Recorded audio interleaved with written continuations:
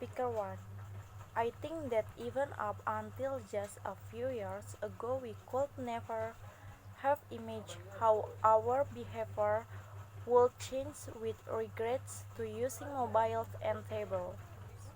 I know that I would find incredibly difficult to live without my mobile. I'm I'm constantly looking at my phone to see if I've got any new message or updates and checking my apps to see what's new. I wouldn't say that I post my life online.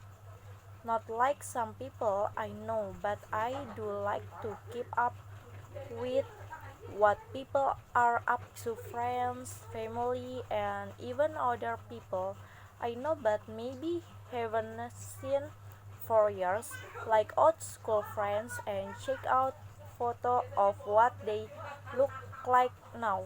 Ha. Speaker 2. In a way, I think it's quite funny that we're always worrying about teenagers and young people becoming obsessed with online communication. But if you ask me, we need to worry just as much about adults. At the office where I work, ev- even when we have a break, nobody talks to each other unless they absolutely have to, which is a sorry state of affairs to say the least. Everyone too busy checking their social networks and sending messages to have time to communicate face to face.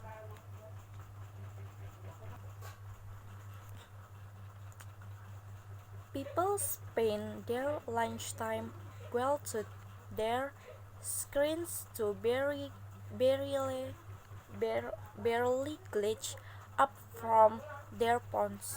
Even during meetings, people can't resist subtly checking their phone.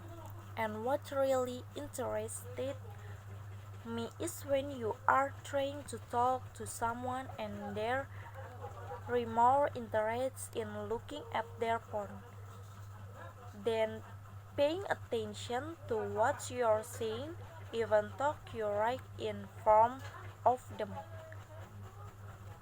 Being, I think it's called speaking tree.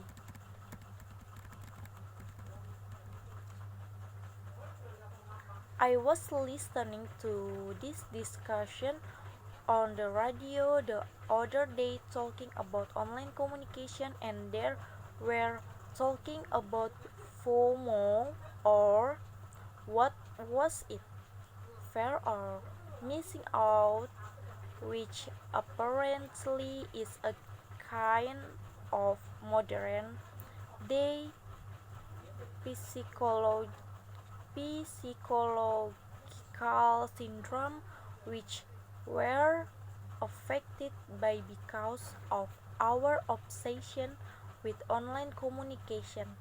Basically, they were saying that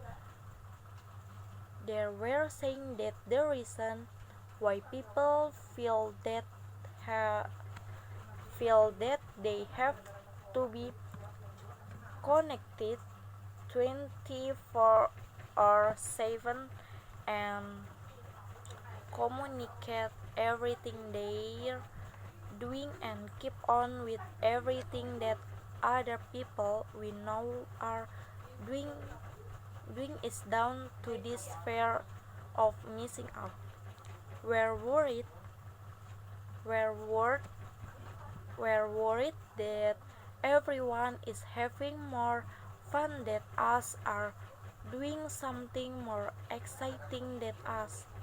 They also said that because we're spending more time communicating in online world, we're losing the ability to enjoy the present.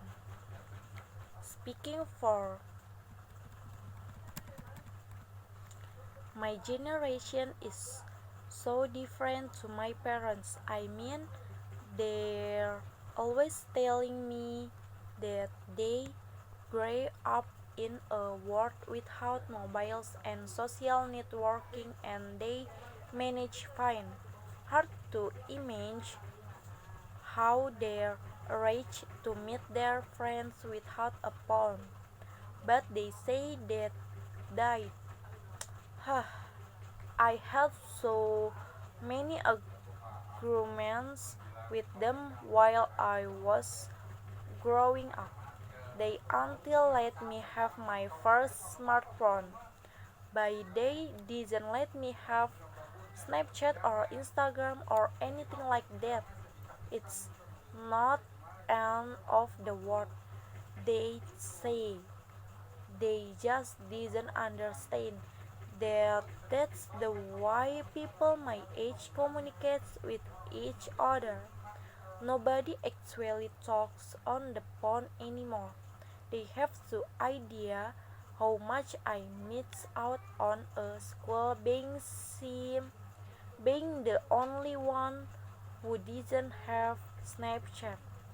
Also, at school we had lots of talks and stuff on how to stay safe online and most of us knew that anything you post online was going to be there forever.